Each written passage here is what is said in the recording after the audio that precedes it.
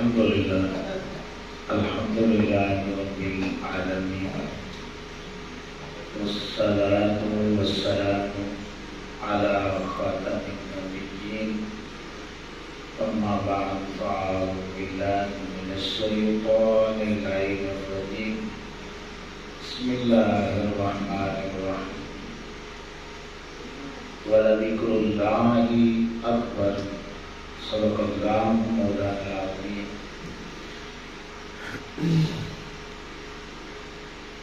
حمد و صلاۃ کے بعد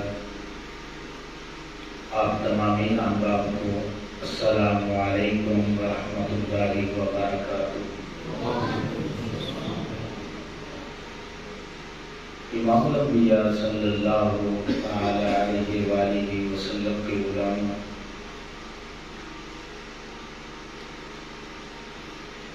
ہم نے پہلے دن علم کی اہمیت، علم دین کی اہمیت، پھر علم دین کی ضرورت کو پڑھا کہ قدم قدم پر ہمیں علم دین کی ضرورت ہے، اور دوسرے دن علمی مجالس کی برکات کو ہم نے قرآن کی روشنی میں پڑھا کہ جو لوگ ایمان والے ہیں وہ آداب مجالس کا لحاظ رکھتے ہیں اور آداب رسالت مآب صلی اللہ علیہ وسلم کا بھی لحاظ رکھتے ہیں.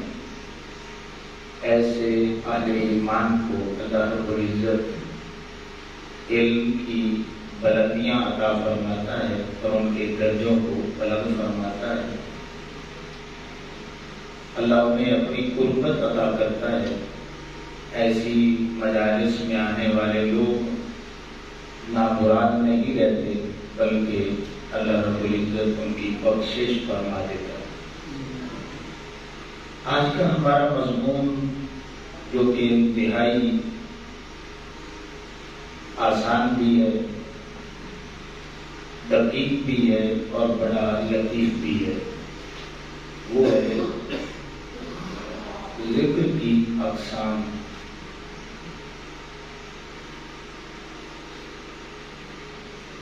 اللہ رب العزت نے فرمایا کہ وَلَذِكْرُ اللَّهِ أَكْبَرُ، اور تحقیق اللہ کا ہی ذکر سب سے بڑا ذکر ہے. اور تحقیق اللہ کا ہی ذکر سب سے بڑا ذکر ہے. اور حقیقت بھی یہی ہے.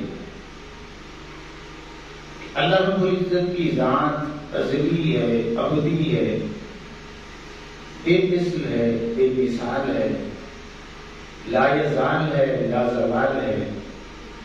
اس کا کوئی شریک نہیں ہے. جب وہ ذات و صفات میں بے مثل و بے مثال ہے تو پھر اس کی ذکر کی کوئی ابتدا نہیں ہے اور نہ ہی کوئی اس کے ذکر کی انتہا ہے. تو جب اس کے ذکر کی ابتدا بھی نہیں ہے، انتہا بھی کوئی نہیں، تو اس سے بڑا ذکر کسی کا ہو سکتا ہے؟ اللہ. امام الانبیاء صلی اللہ علیہ وسلم کے غلام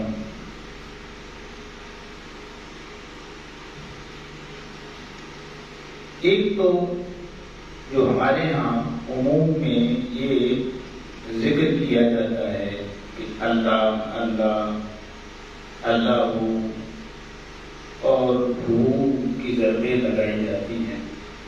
اس میں کوئی شک والی بات نہیں ہے کہ یہ بھی اللہ کے ذکر ہے. اللہ اللہ کرتے کرتے ہو نظر آیا مجھے. اللہ اللہ کرتے کرتے ہو نظر آیا مجھے. ہو میں جب میں گم ہوا تو تو نظر آیا مجھے. ہو کی جب ضربیں لگی، عشق کی رمزیں کھلنے لگی، انگ انگ سے یہ نکلی صدا لا الہ الا اللہ. اس میں کوئی شک نہیں، لا الہ الا اللہ بھی اللہ کا ذکر ہے، استغفار کی تسبیحات بھی اللہ کا ذکر ہے، سبحان اللہ، الحمدللہ، اللہ اکبر، دیگر مسنون دعائیں بھی اللہ کے ذکر میں داخل ہیں. حتیٰ کہ آقا کریم صلی اللہ تعالی علیہ وآلہ وسلم کی ذات والی صفات پر درود و سلام کے گجرے پیش کرنا، ہدیہ پیش کرنا، یہ بھی اللہ کے ذکر میں داخل ہے. لیکن جو میں بات آپ کو سنانا چاہتا ہوں وہ یہ ہے کہ اللہ رب العزت کا سب سے بڑا ذکر وہ کیا ہے؟ سب سے بڑا ذکر جس کو قرآن میں اللہ رب العزت نے ارشاد فرمایا کہ اِنَّا نَحْنُ نَزَّلْنَا الذِّكْرَ وَإِنَّا لَهُ لَحَافِظُونَ، کہ اس ذکر کو، اس قرآن کو ہم نے ہی نازل کیا ہے اور ہم ہی اس ذکر کی حفاظت کرنے والے ہیں. اللہ اکبر. تو قرآن اللہ کا کلام جو ہے وہ اللہ کا سب سے بڑا ذکر ہے، اور یہ اتنا بڑا ذکر ہے کہ سارے اذکار کا وجود اس ذکر کی بنیاد کی وجہ سے، قرآن کی وجہ سے. اللہ اکبر. اب یہ ذہن میں رکھیں، ایک سوال ذہن میں آتا ہے کہ ہم اس کا ذکر کیوں کریں، اس کا ذکر کیوں کریں؟ اللہ فرماتا ہے کہ والذین آمنوا اشد حبا للہ، اور میں غیروں کو کہتا ہی نہیں ہوں کہ تم میرا ذکر کرو. جو ایمان والے ہیں نا، جنہوں نے خود اقرار کر لیا ہے کہ تو ہمارا رب ہے، میرے حبیب کریم علیہ السلام کی وجہ سے مجھے مان لیا ہے. اللہ فرماتا ہے جو میرے حبیب کریم علیہ السلام کے دیوانے پروانے ہو جاتے ہیں، مستانے بن جاتے ہیں، جو میرے حبیب کریم علیہ السلام سے محبت کرنے والے ہوتے ہیں، یہ ہو ہی نہیں سکتا کہ وہ میرے حبیب کریم علیہ السلام سے محبت کریں اور مجھ سے پھر شدید محبت نہ کریں. یہ ناممکن بات ہے. والذین آمنوا، جو اہل ایمان ہیں وہ اللہ سے شدید محبت کرتے ہیں. اگر کوئی اللہ رب العزت سے شدید محبت نہیں کرتا تو یہ بات نشین کر لیں، اس کا محبت رسول صلی اللہ علیہ وسلم کا دعویٰ جھوٹ پہ مبنی ہے. صرف محبت ہو جائے، صرف محبت ہو جائے تو کیا ہوتا ہے؟ بندے کی زبان پہ اس کا ذکر ہوتا ہے، دل میں اس کا ذکر ہوتا ہے، اس کے خیالوں میں اس کا ذکر ہوتا ہے. صرف محبت ہو جائے تو محبت اس کے پورے وجود پہ غالب ہوتی ہے. اللہ فرماتا ہے نہیں میرے بندے، تو نے مجھ سے صرف محبت نہیں کرنی، تو نے میرے حبیب کریم علیہ السلام کے ذریعے مجھے مانا ہے. اب یہ حق بنتا ہے کہ تو نے مجھ سے شدید محبت کرنی ہے. شدید محبت کیا مطلب؟ کہ تیری زبان پہ ہر وقت میرا ذکر ہونا چاہیے، تیرے دل میں، تیرے دل و دماغ میں ہر وقت میرا ذکر ہونا چاہیے. تب تیری محبت جو ہے وہ اشد حبا للہ کے ترازو میں تلے گی. اللہ اکبر. ابھی اس انداز میں ذکر کہ ہر وقت زبان ذکر کرے، اگر زبان نہیں کرتی تو ہر وقت دل اس کا ذکر کرے، اگر دل نہیں کرتا تو دل و دماغ میں اس کی یاد ہو. اس درجے کا ذکر نہیں کریں گے تو ہم مومن ہی نہیں. ہم محبت رسول صلی اللہ علیہ وسلم میں بھی کھوٹے رہیں گے. تو امام الانبیاء صلی اللہ علیہ وسلم کے غلام ہیں، پھر کس طرح ممکن ہے کہ بندہ اپنی دنیاوی کام بھی کرے اور اللہ کے ذکر میں ہو، اپنی مصروفیت میں بھی ہو، اللہ کا ذکر میں بھی ہو، سارے دنیا کے کام نپٹائے اور پھر اللہ کے ذکر میں بھی۔ اب یہ ذہن میں رکھ لیں کہ جو اللہ رب العزت کا سب سے بڑا ذکر ہے، سب سے بڑا ذکر، ایک بات اس کی سن لیں، پھر میں آپ کو ذکر کی قسمیں آپ کو بتاؤں گا، اور شاید زندگی میں آپ نے پہلی بار سنا جو اللہ رب العزت کا سب سے بڑا ذکر ہے نا، جسے اللہ نے اپنا قرآن، اپنا کلام کہا ہے۔ اللہ رب العزت اس کے متعلق ارشاد فرماتا ہے کہ وَمَنْ أَعْرَضَ عَنْ ذِكْرِي، اس سے خاص مراد قرآن ہے۔ اگر تم نے میرے ذکر سے منہ موڑ لیا، میرے قرآن سے منہ موڑ لیا، نمازیں بعد میں ہیں، روزے بعد میں ہیں، زکاتیں حجیں بعد میں ہیں، دیگر اعمال صالحہ بعد میں ہیں، اگر تم نے میرے قرآن سے منہ پھیر لیا تو پھر کیا ہوگا؟ فَإِنَّ لَهُ مَعِيشَةً ضَنكًا، تو ایک سزا دنیا میں دوں گا، وہ سزا یہ ہے کہ تمہاری معیشت کو میں تنگ کر دوں۔ وَنَحْشُرُهُ يَوْمَ الْقِيَامَةِ أَعْمَىٰ، اور ایسے بدبخت لوگوں کو جنہوں نے کلمہ پڑھ کے تیرے قرآن کو چھوڑ دیا ہوگا، آخرت میں یہ سزا دوں گا کہ جب قبر سے اٹھائے جائیں گے اندھے ہو کر اٹھیں گے۔ قرآن کو چھوڑنے کی یہ سزا آج آپ دیکھ لیں پوری دنیا میں، پوری دنیا نیچے سے لے کر اوپر تک ہر بندے کو دو ٹینشن لگی ہیں، دو ٹینشن لگی ہیں۔ ایک ٹینشن تو یہ ہے کہ میں اتنا رزق اکٹھا کر لوں کہ میری آنے والی نسلیں بیٹھ کے کھائیں، یہ فکر ہے یا نہیں ہے؟ ایک ٹینشن یہ لگی ہے کہ ہر بندہ ایک دوسرے سے ڈرتا ہے، اسے اپنی جان کا خطرہ ہے۔ اللہ فرماتا ہے میرے بندو، اور دنیا کے کسی قانون میں تمہارے دو مسئلوں کا حل نہیں ہے، اور میرا قرآن پڑھ کے دیکھو تمہارے دو مسئلوں کا حل دو کام کرنے کی وجہ سے نہیں، صرف ایک کام میں نے رکھ دی۔ مالک کون سا کام ہم ایک کریں تو تم دو ہمارے کام کر دے گا۔ اللہ فرماتا ہے فَلْيَعْبُدُوا رَبَّ هَذَا الْبَيْتِ، اس گھر کے رب کی بندگی کر لے میرے بندے، الَّذِي أَطْعَمَهُم مِّن جُوعٍ وَآمَنَهُم مِّن خَوْفٍ، پھر اگر تجھے بھوک لگے گی، پیاس لگے گی تو کھانا میں دوں گا، اگر تجھے امن کا خطرہ ہوگا تو امن بھی میں دوں گا۔ صرف ایک کام میرے بندے کا ہے۔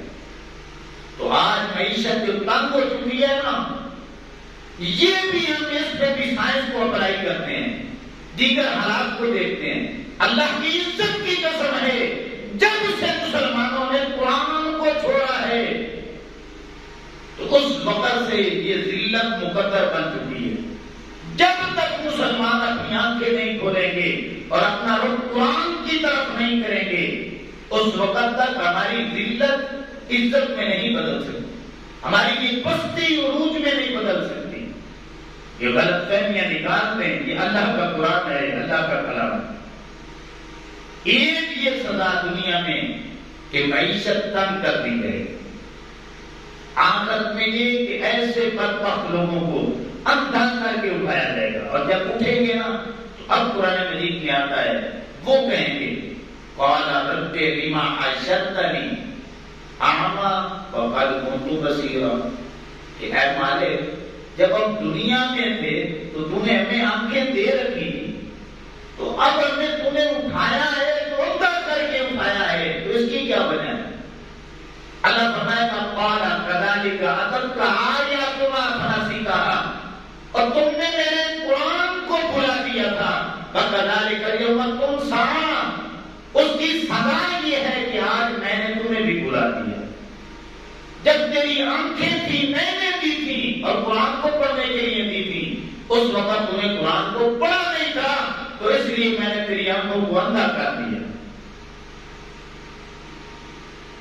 آگے اللہ فرماتا ہے وَكَذَلِكَ نَجْزِي اسرافا، ایسے لوگ جو اپنی من مانیاں کرتے ہیں اور حدوں کو کراس کرتے ہیں.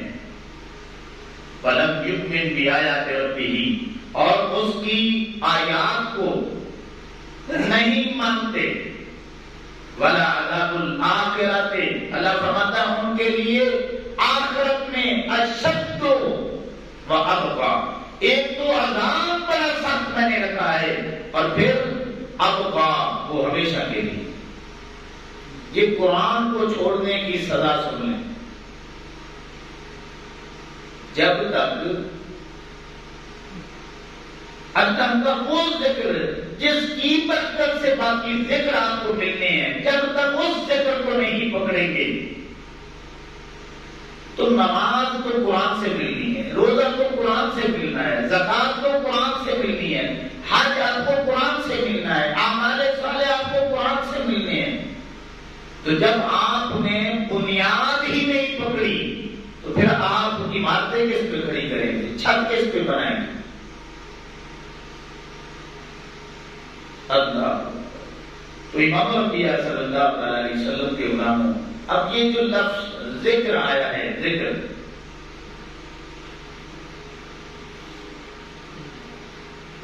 صوفیاء نے الگ اس کی کیٹاگری بنائی ہے، علماء نے الگ اس کی کیٹاگری بیان کی. لیکن میں اللہ کے قرآن کی روشنی میں اور نبی کریم علیہ السلام کی تمام احادیث کی روشنی میں اللہ سے ڈر کر وہ تعریف بیان کرنا چاہتا ہوں جو اللہ کے قرآن نے بیان کی ہے اور آقا کریم علیہ السلام کے فرمان میں موجود ہے.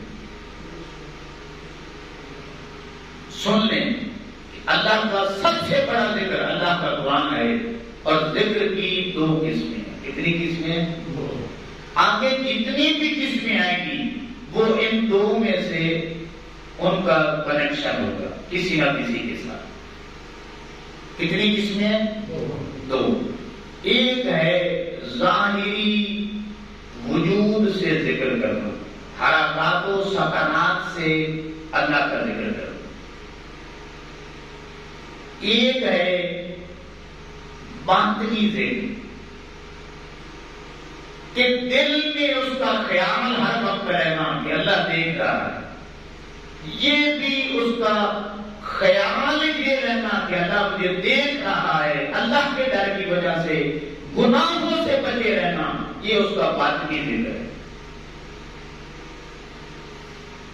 اب اس کو اور زیادہ آسان لفظوں میں اگر میں کہہ دوں کہ ہر وہ عمل چاہے چھوٹا ہو یا بڑا،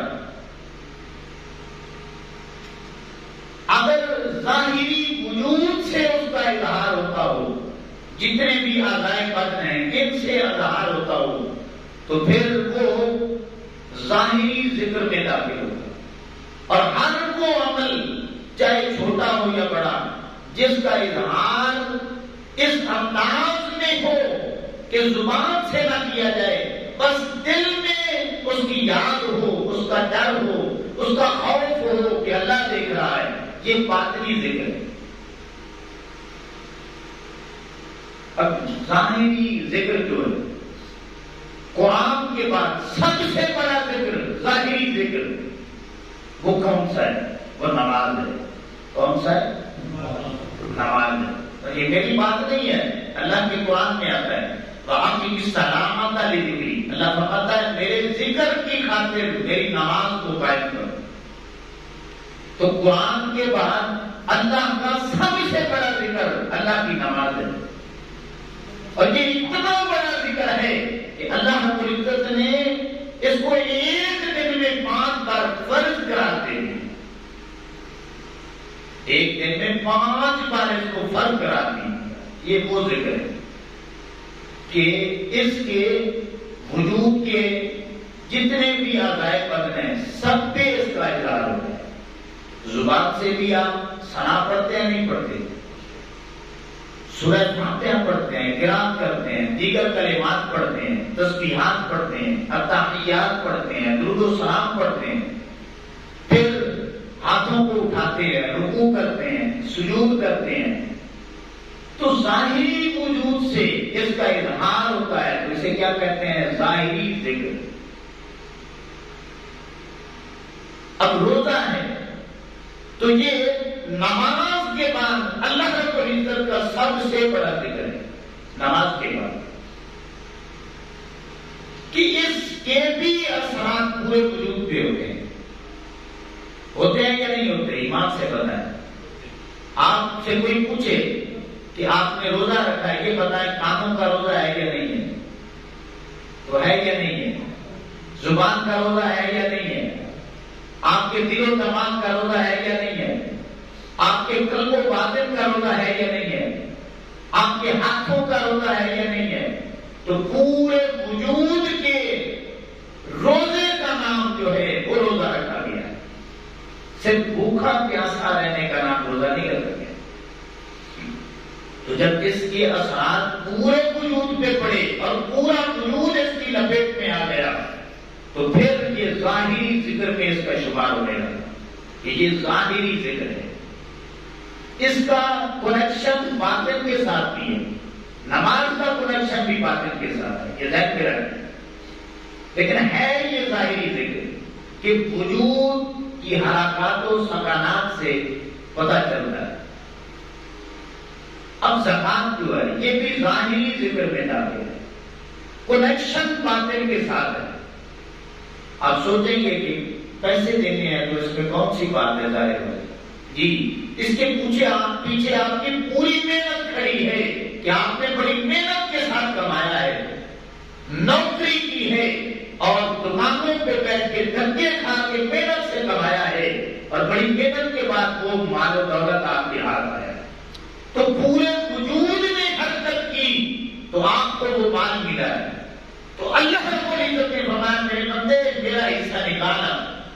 تو جب بندہ اللہ کے حکم پہ وہ 2.5% نکالتا ہے تو پورا وجود سمجھے اس وقت حرکت میں ہوتا ہے۔ آپ کا دل و دماغ بھی گواہی دیتا ہے کہ میں اللہ کے لیے دے رہا ہوں، زبان سے بھی اقرار کرنا پڑتا ہے کہ اللہ کے لیے دے رہا ہوں، اور پھر ہاتھ بھی حرکت میں ہوتے ہیں کہ اللہ کے لیے دے رہا ہوں۔ تو اس لیے صاحب نصاب ہو کے جو زکات دیتا ہے وہ ظاہری ذکر کر رہا ہوتا ہے۔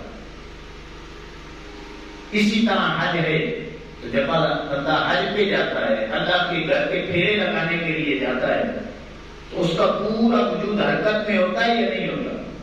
اس کی سوچیں اللہ کی طرف ہوتی ہیں یا نہیں ہوتی؟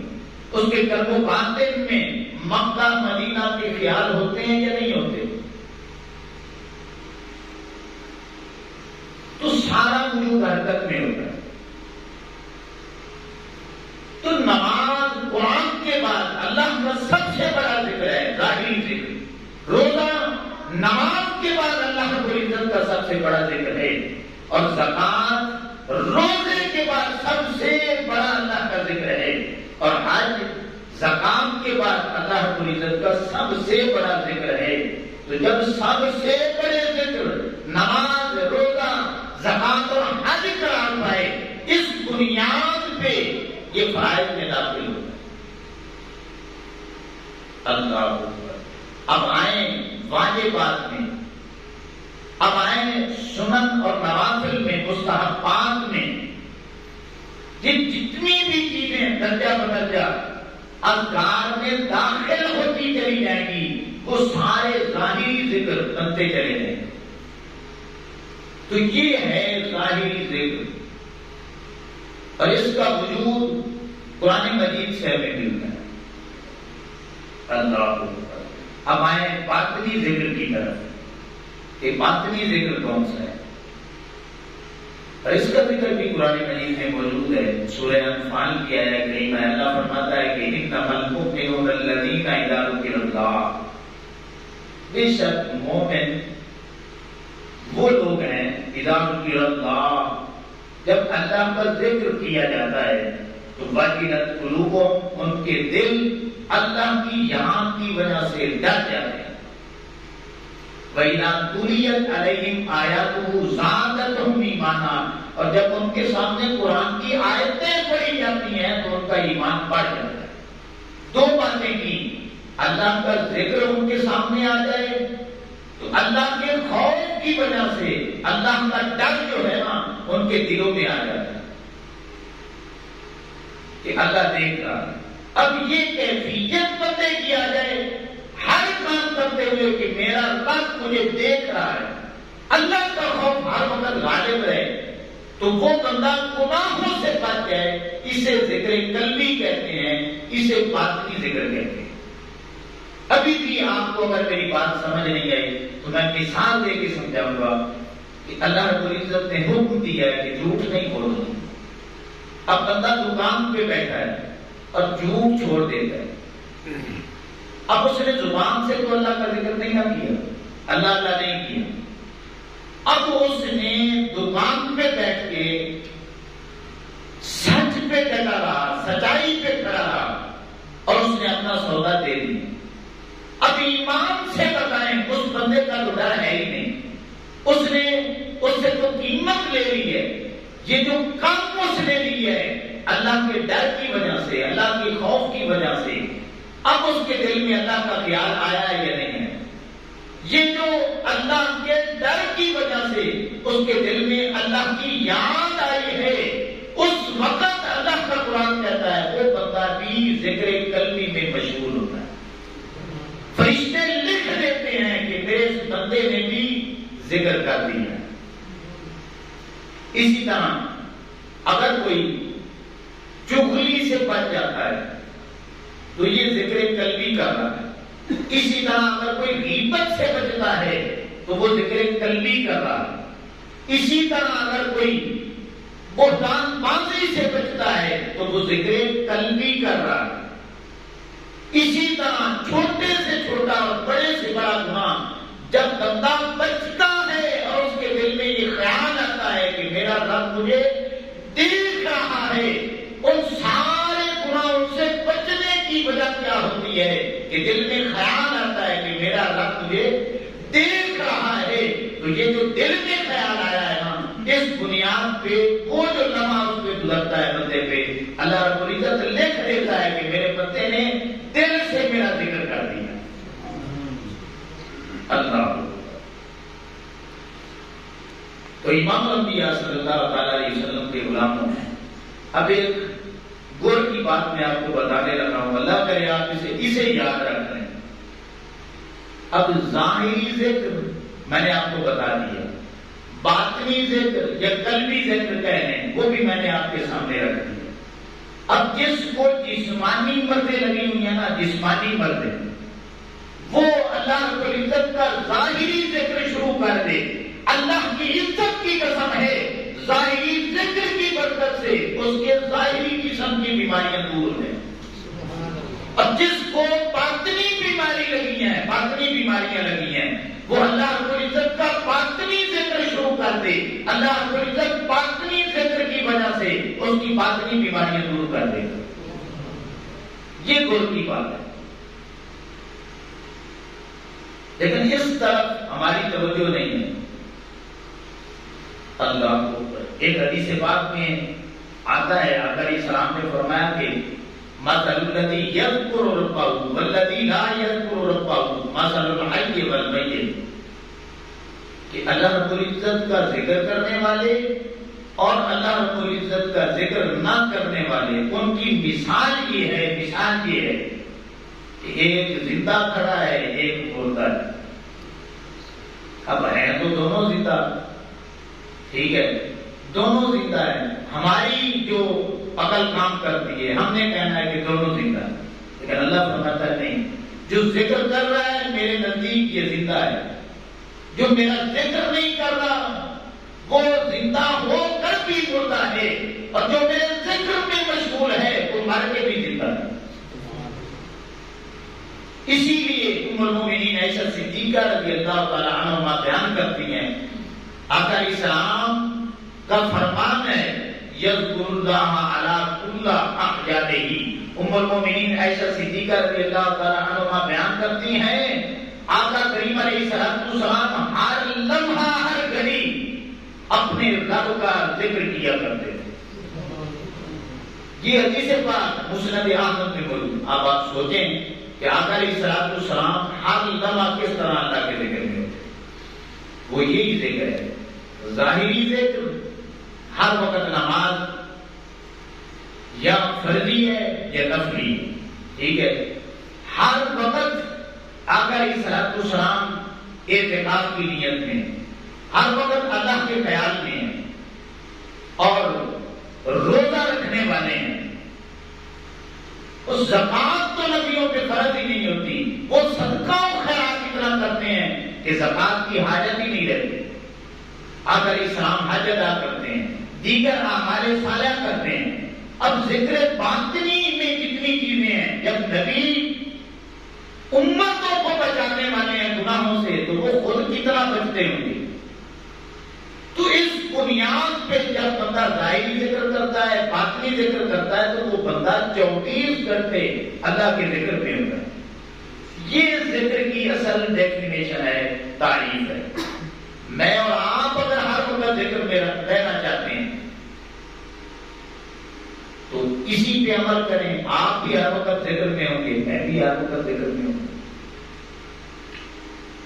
تو ایسے لوگوں کے متعلق آقا علیہ السلام نے فرمایا کہ جو ظاہری ذکر اور باطنی ذکر کو پہچان لیتے ہیں، پھر عمل شروع کرتے ہیں، تو وہ بندہ مر کے بھی زندہ ہے. اور جو میرے ذکر کو نہیں پہچانتا، نہیں کرتا، تو زندہ ہو کر بھی بولتا ہے.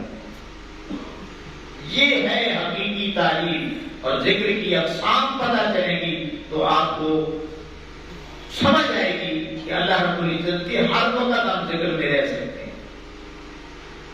اور پھر آقا علیہ الصلوۃ والسلام کی ایک حدیث پاک ہے، حضور نے فرمایا اکثروا ذکر اللہ حتی یقولوا مجنون.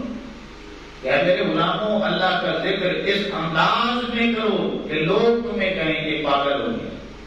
اب ایمان سے بتائیں، جو آزان ہوتی ہو اور دوڑ کے مسجد کی طرف آئے گا، آج کے دور میں دنیا سے پاگل کہے گی یا نہیں کہے گی؟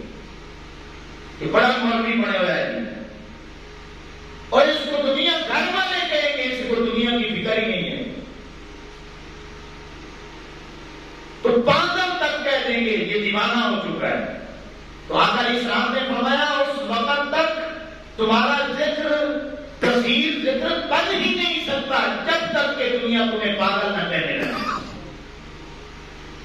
تو جب آپ اذان سنیں، مسجد کی طرف آئیں اور کوئی آپ کو پاگل کہہ دے، سمجھ لینا کہ اللہ نے مجھے قبول کر لیا، اللہ مجھ پہ راضی ہو گیا. جب آپ رمضان المبارک کے 30 روزے رکھیں گے، 30 روزے رکھیں گے، تو دنیا دیکھے گی، وہ آپ کو پاگل کہے گی کہ یہ کھانے کا دور ہے، مزے اڑاؤ، آگے دیکھی جائے گی. تو دنیا جب پاگل کہے گی، سمجھ لینا میری آگے حاضری لگ گئی. جب صاحب نصاب ہو کے آپ زکات دیں گے 2.5%، وہ جیسے حساب کروائیں گے وہ بھی دیکھے گا کہ مال و دولت تو میرے پاس ہے، اس کے اوپر کون سودا لے کے کھڑا ہے. تو جب پوچھے گا تو کہے گا کہ میرے اللہ کا حکم ہے، تو وہ کہے گا پاگل ہو گیا. اور اللہ نے کیا کہنا ہے؟ ادھر تو کچھ نہیں کہنا، تو پاگل ہے، دیتا پھرتا ہے، تو پاگل کہے گی دنیا. اسی طرح جب صاحب استطاعت ہوگا تو وہ 12-14 لاکھ لگا کے اللہ کے گھر میں جائے گا، تو دنیا اسے پاگل کہے گی، یہ پاگل ہو گیا، 12 لاکھ ضائع کر رہا ہے. اسی طرح جب وہ دکان پہ بیٹھا ہے، جھوٹی قسمیں نہیں اٹھائے گا اللہ کے خوف کی وجہ سے. ایمان سے بتائیں دنیا پاگل کہے گی یا نہیں کہے گی؟ جب وہ جھوٹ نہیں بولے گا دنیا پاگل کہے گی یا نہیں کہے گی؟ جب غیبت نہیں کرے گا دنیا پاگل کہے گی کہ یا نہیں کہے گی؟ جب چغلی نہیں کھائے گا، بہتان نہیں لگائے گا، تو اس سے پوچھیں گے تو وہ کہے گا بھائی اللہ دیکھ رہا ہے، اللہ کا ڈر ہے، میں یہ نہیں کر سکتا، میں کسی کا نقصان نہیں کر سکتا، میں کسی پہ الزام نہیں لگا سکتا، میں کسی پہ بہتان نہیں لگاتا، میں کسی کی غیبت نہیں کرتا، میں نے یا جھوٹ نہیں بولنا، اپنا خسارہ اٹھا لوں گا. تو ساری دنیا جس کو آپ کی سچائی کا پتہ چلے گا نا، وہ آپ کو کہے گی کہ یہ پاگل ہو گیا. تو امام الانبیاء صلی اللہ تعالی علیہ وسلم کے غلاموں، اسی لیے آقا اسلام نے فرمایا اس انداز میں اگر تم ذکر کرو گے اکثروا ذکر اللہ حتی یقولوا مجنون، تو دنیا جب تمہیں پاگل کہے گی سمجھ لینا آپ کے ذکر کو اللہ رب العزت نے شرف قبولیت عطا کر دیا۔ اسی لیے کسی شاعر کا بڑے غضب کا شعر ہے، وہ کہتا ہے کہ توحید تو یہ ہے کہ خدا حشر میں فرما دے، توحید تو یہ ہے کہ جب میں اللہ کے پاس جاؤں تو اللہ رب العزت یہ فرما دے، توحید تو یہ ہے کہ خدا حشر میں فرما دے یہ بندہ تو عالم سے خفا میرے لیے، یہ تو پوری دنیا سے ٹکر لے کے آیا ہے کہ صرف بندہ میرے خاطر آیا ہے، میرا ذکر کرتے کرتے دنیا نے اسے پاگل کہہ دیا۔ تو اب یہ آ گیا ہے تو اللہ فرمائے یہ بندہ تو عالم سے خفا میرے لیے، پوری دنیا کو ناراض کر کے میرے ذکر میں ہر وقت مشغول رہنے والا، صرف میری رضا کی خاطر اس نے مجھے راضی کر دیا۔ تو امام الانبیاء صلی اللہ علیہ وسلم کے غلاموں، یہ ذکر کی اقسام ہے اور ذکر کا حقیقی مفہوم ہے۔ آپ میں اگر اس پہ عمل کریں گے ہر وقت اللہ کی عزت کی قسم ہم اللہ کے ذکر میں رہ سکتے ہیں۔ تو کوشش کریں کہ آپ نمازیں پڑھیں، روزے رکھیں، زکات دیں، حج ادا کریں، اعمال صالحہ کریں، قرآن کی تلاوت کریں اور جھوٹ کو چھوڑ دیں، غیبت کو چھوڑ دیں، بہتان بازی کو چھوڑ دیں، الزام تراشی کو چھوڑ دیں، گالی گلوچ کو چھوڑ دیں، بد کلامی کو چھوڑ دیں، بد زبانی کو چھوڑ دیں۔ چھوٹے سے چھوٹا گناہ آپ کے سامنے آتا ہے چھوڑ دیں، حتیٰ کہ آنکھیں نیچی کر لینے سے بھی آپ اللہ کے ذکر میں اللہ اوپر۔ تو امام الانبیاء صلی اللہ علیہ وسلم کے غلاموں، میں دعا کرتا ہوں کہ اللہ رب العزت ہمیں اس انداز میں اپنا ذکر کرنے کی توفیق عطا فرمائے۔ وما علینا الا البلاغ۔ صلاۃ والسلام